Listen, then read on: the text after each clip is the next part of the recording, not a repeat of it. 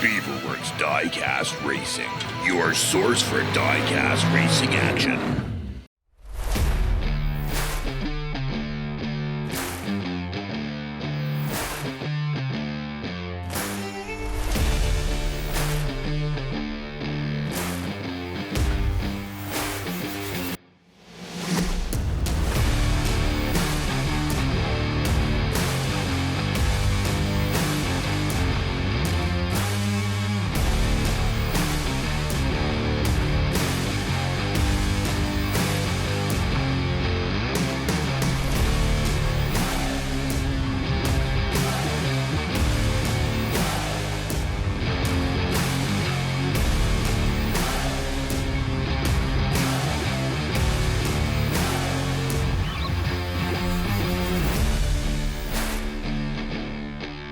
Welcome back, diecast racing fans and beaver lovers out there. We have made it to the semi-finals of the Stone Road Open, and it is the top 9 times that are going to make it into the semi-finals so that we can narrow this down to 4, moving on into the finals out of these great builders, awesome drives, and they have had some good runs going down the Stone Road so far. We got different rules for the finals. This time there's going to be no points are going to be applied. Top 4 times will be moving on into the finals. Each vehicle will get the 2 runs, and if there's a tie, there'll be the bonus distance will be applied then. All right, folks, let's get on with it.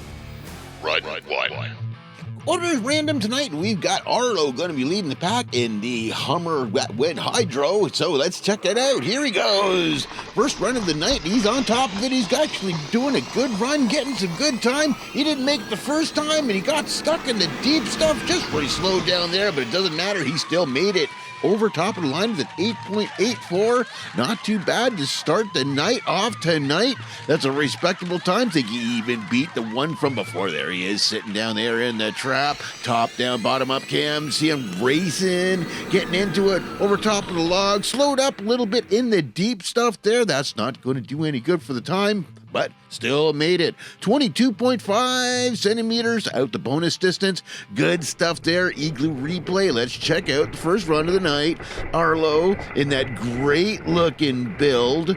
It's got the Arlo paint job that's got the fading different colors, and the Arlo Racing on the side. He's got that on a lot of cars because this man is in a lot of races, and he's pulling it off here at the Stone Road, getting down over top of the logs there, ending it off. There he is, Arlo, first run of the night, making a full run, pulling off an 8.84 time and getting a nice long 22.5 centimeter bonus distance.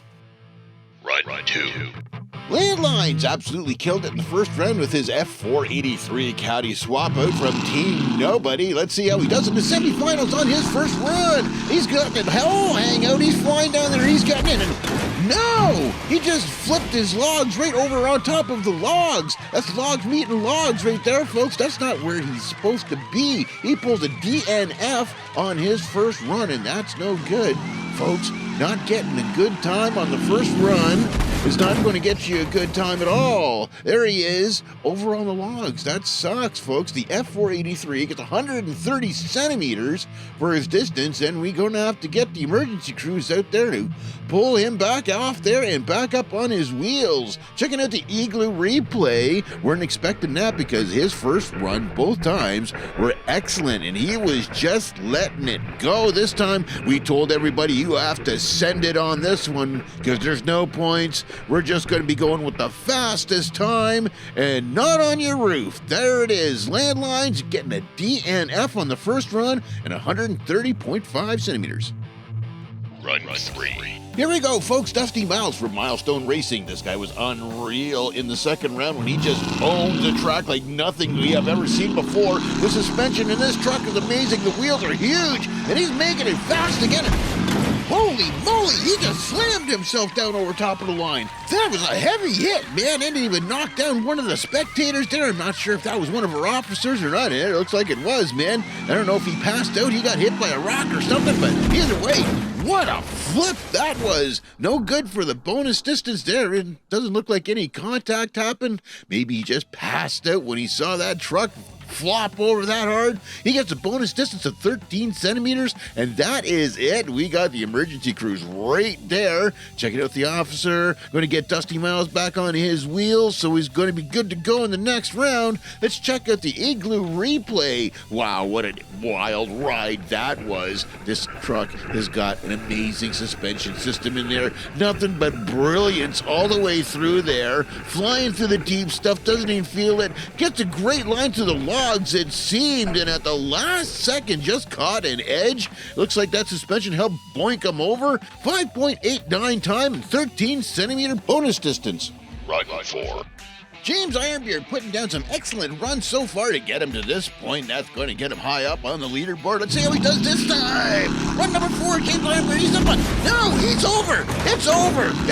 Wait, it's not over. He made it back onto his wheels again, and he's back over top of the line with a 6.35. That's actually a really good time for being a crapshoot dice roll all the way down the mountain. It looked like he knocked out one of our service workers again on the side of the road. We got people looking at her. All right, looking at this, he's all over the place, upside down, and then gets it back on his wheels to make it over top of the line at the end with a wicked time and a 21 centimeter bonus distance. That's even a good distance. All right, emergency crews are being busy tonight, keeping all of these trucks on their wheels. They're making it, but not making it to the end. And then they do, they're still flipping. Look at this. Right there, he goes over, he's upside down, he's sideways, he's over, pirouetting on the tail end, and was able to stick the landing. That's gymnastics in a vehicle at its best. Gets over the line and falls over at the same time as the spectator.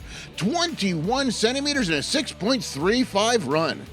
Run 5. Mr. Darq from Dubious-Diecast going to sneak up on the stone road this time in his electric Hydra there. He's got the Dubious-Diecast skull on the front of it. He's got the Dubious-Diecast on the side. He's got it red. They'll never see a red Tesla. And there it is over top of the line with a 7.20.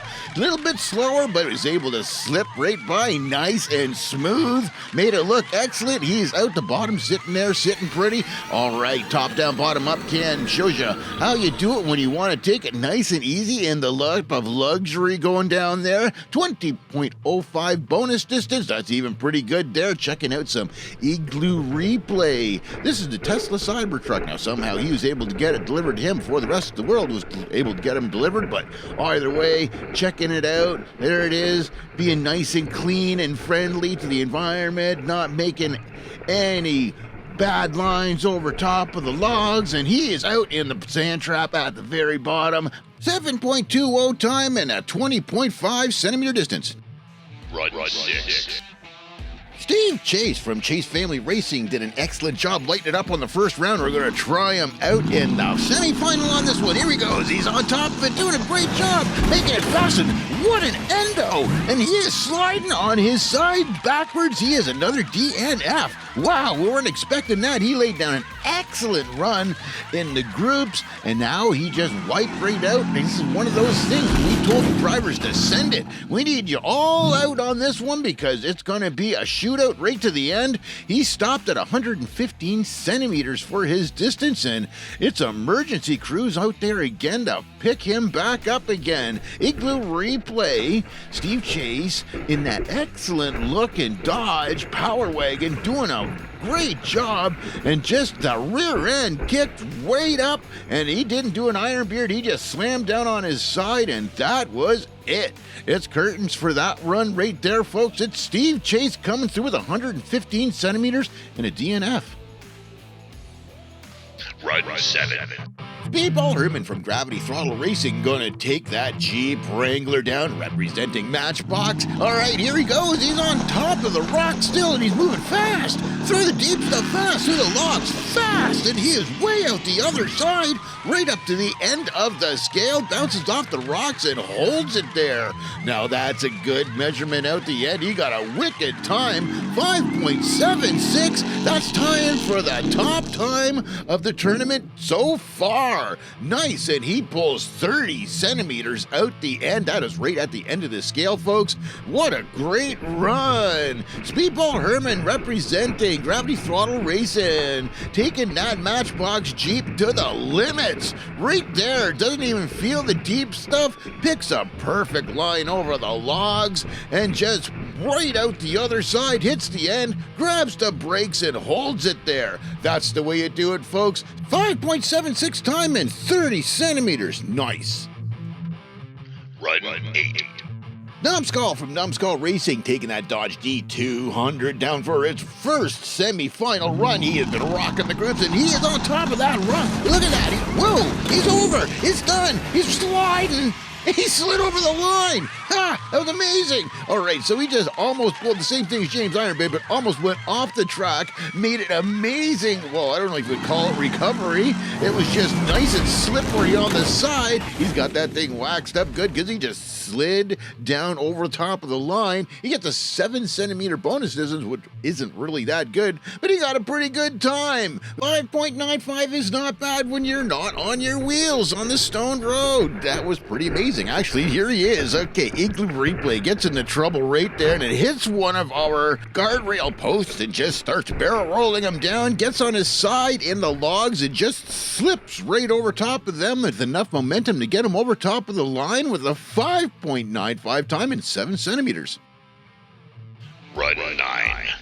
Dr. Dodge and Sisters of the Heavy Metal going to be taking their camper van smoker. I'm not sure which one's driving this time. It's either going to be Maria or Bobby Joe, but there they go. They're flying down there again. Just made it into the top 9, and now they're making their run in the first semifinal run, and they're down over top of the line with a 9.68 and flops it over on its side. Well, that just spilled the gravy right there, that's for sure. All right, but there's a good view of all the work they did on the bottom of that thing. All right, top down, bottom up, cam.